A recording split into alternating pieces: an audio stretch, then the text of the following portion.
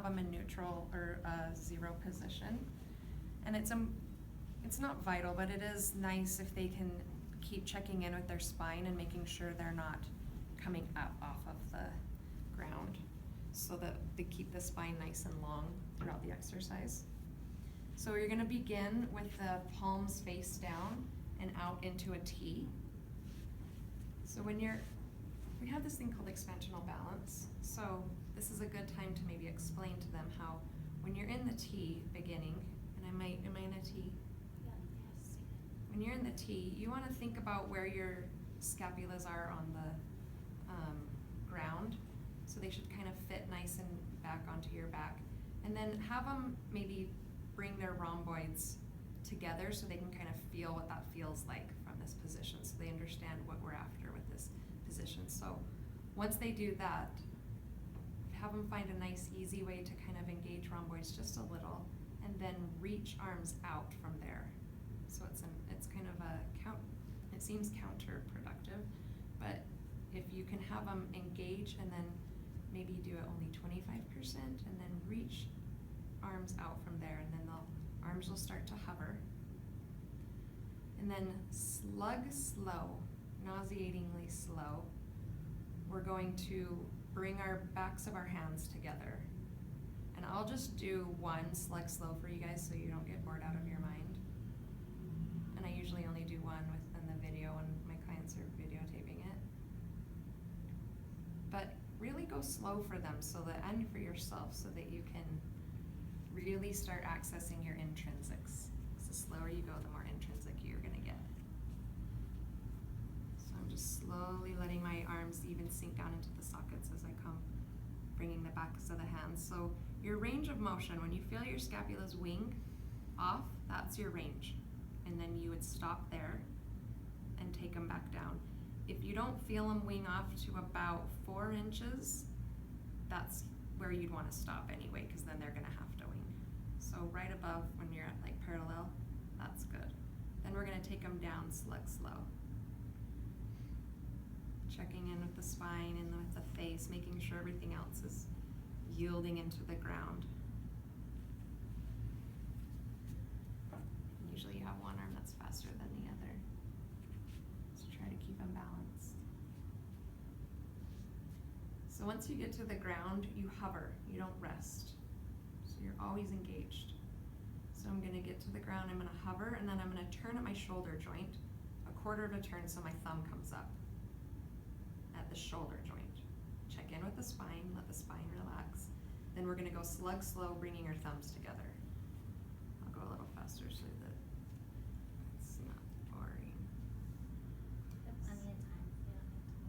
Okay. Now we're gonna come back down.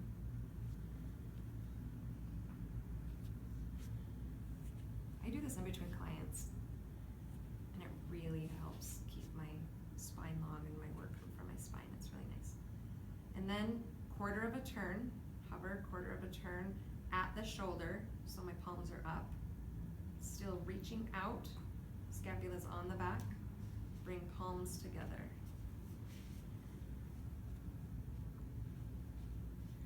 And if I start shaking, you should shake some point in here. You should start to have a quiver. It's okay. And let them know that that's okay.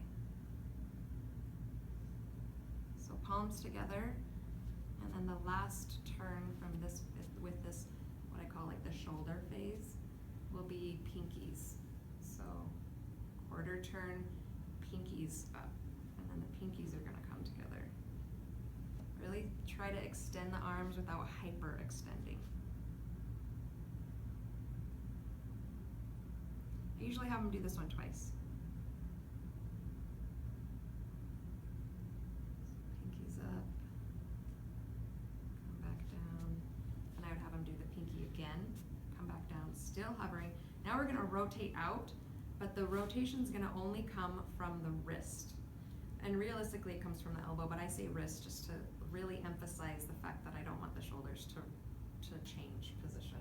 So see how nice and open my shoulders are, my scapulas are nice and down my back. So then the rotation comes just from here. So you guys see that difference of that rotation versus a shoulder rotation out. Mhm. And then I'm gonna bring palms together. Mm.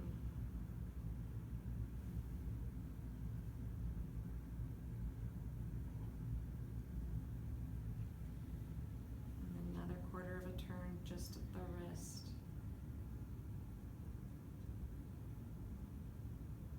Thumbs together. Checking in with my spine, letting it relax down. Starting to have a little quiver.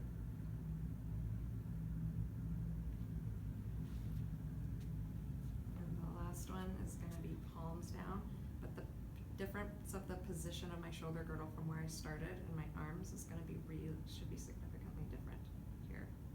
So from where I started, and I'll show you the difference in just a second. So then you do palms, backs of hands together, and down. When I get here, I usually have them hover for just a second and check in with their scapulas. And then as though you have a nickel or penny under your hand, you're gonna slowly bring it down. And you can play with this. Some people have you take it overhead and down, and I like to keep it kind of nice and easy with the scapulas on the back. And then rest. And then walk and check it out. So when we started, my shoulder girdle was here with the palms down. I rotated to here, and then I rotated out to here. So you guys see that difference of the shoulder girdle from here to there. So that's the key. So really emphasize the rotation in the shoulder girdle and then coming back out in the wrist.